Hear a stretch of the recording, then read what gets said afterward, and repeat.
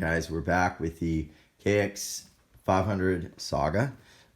It's nicely in the corner section here of my garage, and I've been working on it here for the last day or so. Give you guys a little bit of an update, some good news, and potentially some really bad news. Did get to ride it around. A couple problems.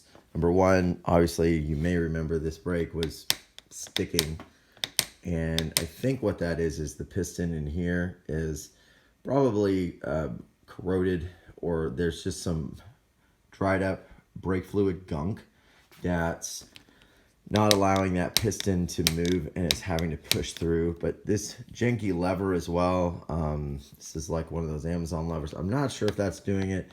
I think it's more, I've gone through, I've looked at this, I've actually even dremeled away some extra material.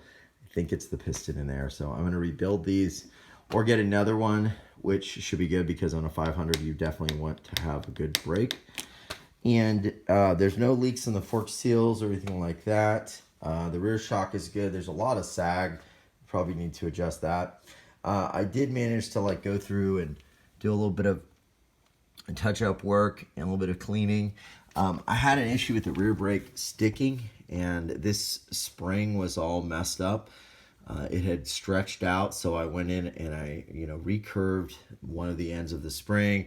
Also adjusted this and this start point bolt, and now it's great. I thought perhaps maybe this piston was locking up as well, but thankfully that's not the case. So that's good. Pipe is great. There's no dents in it. So here's the bad news. I rode it around, and when I started it, I felt like it was a little bit rich, but almost like smoking too much, right? And I kind of thought this on the day when I was looking at it. I was like, this thing really smokes a lot.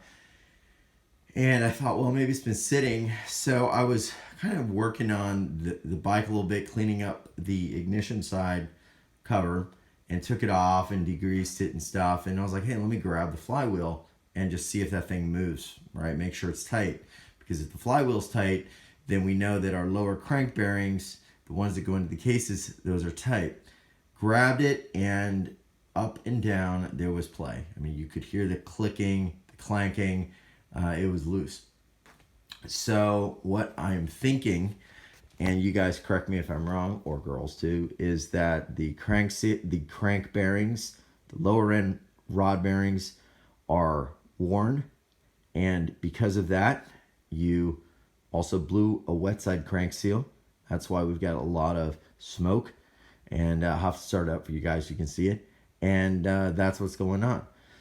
So that's going to need to be done. So I'll let you guys know, and we'll follow the journey on taking the bike to the shop and seeing what kind of quotes I get, because this would be pretty much like a full-on engine rebuild, top to bottom. I did try to run a compression test as well on the bike, and was only getting it's kind of strange, I was only getting like 25 psi, but I'm not sure if my compression tester was functioning correctly, because this thing has a lot of compression.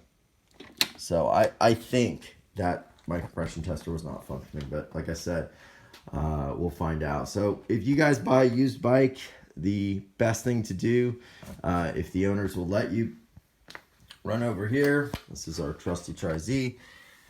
Take off the ignition cover and wiggle that thing up and down and see what's going on. So this is the side where I did that right there on the ignition side, and that's what happened. So we'll see. I'll keep you posted, and let me know what you think. Is that always a sign of bad lower end rod bearings, and should it be changed?